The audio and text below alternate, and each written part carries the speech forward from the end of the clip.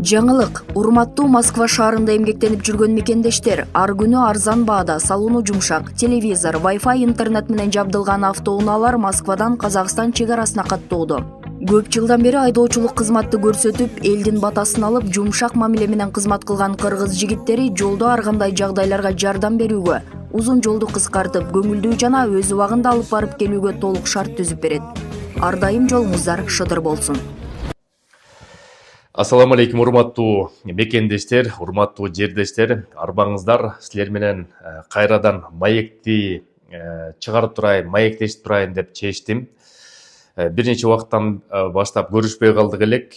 Ошон үчүн мындан ары кайра миграция жаатындагы, МВД жаатындагы, элчилик жаатындагы болгон актуалдуу суроо жоопторду силер менен тез жумасына 1-2 жолу көрүшүп талкуулап туралы мекендештерим. Бүгүнкү биздин талкуубуз болсо, же болбосо маегибиз болсо, Золотая корона тыйын которуу же болбосо насыя берүү системасы боюнча болмокчу.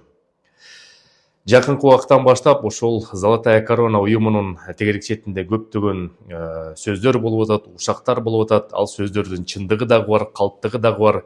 Ошол боюнча өзүмдүн объективдүү оюмду билдирип коеюн деп чечтим.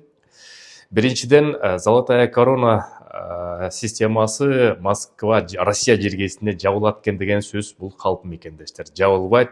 Насыя алгандар сүйүнбөй эле койгула, аны баягы аласанын бересеси бар деген сөз бар. Аны баарын төлөш керек. Экинчиден, жанагы мошенник системалары Золотая корона аркылуу биздин мекендештерге чалып, кредит алдырып, картасынан акча алып койгон учурларда көп кездешип атат. Ал система жалпы эле Золотая корона системасына тиешелүү эмес, мекендештер. Сбербанк, Сберкартадан деле ошондой эле система болот. Тинькофф банктан деле, Альфа банктан деле, ар бир негизги финансовый учреждениядан дүйнө жүзү боюнча мошенниктер иштеп, колдон келишинче ошол кардарлардан акчаны алып алалы деген система менен ортомчу мошенниктердин жумушу. Золотая корона буга эч кандай кызыктар эмес, ошо элдердин маалыматын берип, элден акча өндүрүп алайын деп. Буларга негизги стабилдүү кардарлар керек, как бизнес катары эгерде караса. Анан кийин ошо кардарлар стабилдүү, ошол насыясын төлөп турганга стабилдүүлүк керек. Кыргызстанга же башка өлкөлөргө жанагы Сбербанк аркылуу акча которулбай калыптыр, ошо Золотая корона ошон үчүн жабылат экен, булар санкцияга кошулуп алыптыр деген сөздөр да калп мекендештер.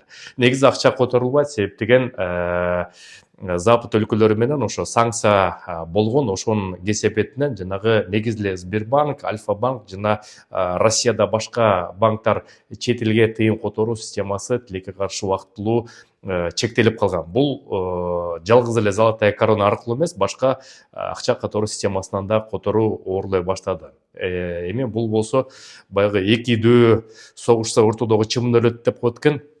Ошон үчүн мекендештер буга да көнүш керек, бирок ар бир ситуациядан бир өзүнүн жолу бар.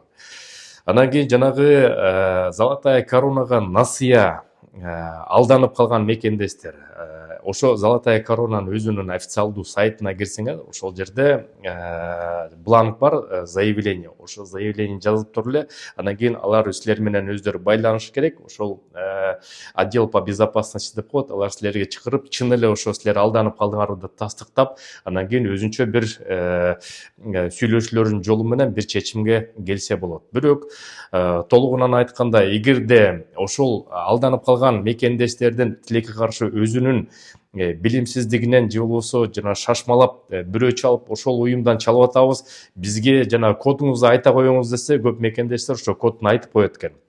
Ал кодду эч кимге айтпагы зарыл. Себеп деген любой жерге тыйын которгондо эле силерге пароль келет, ошо паролду эч кимге айтпагыла деп ошол жерге жазылып келет. Аны биз мекендештер шашылып айтып кеткен дагы, анан кийин жанагы мошенниктердин колуна түшүп калган себеп ошондон экен.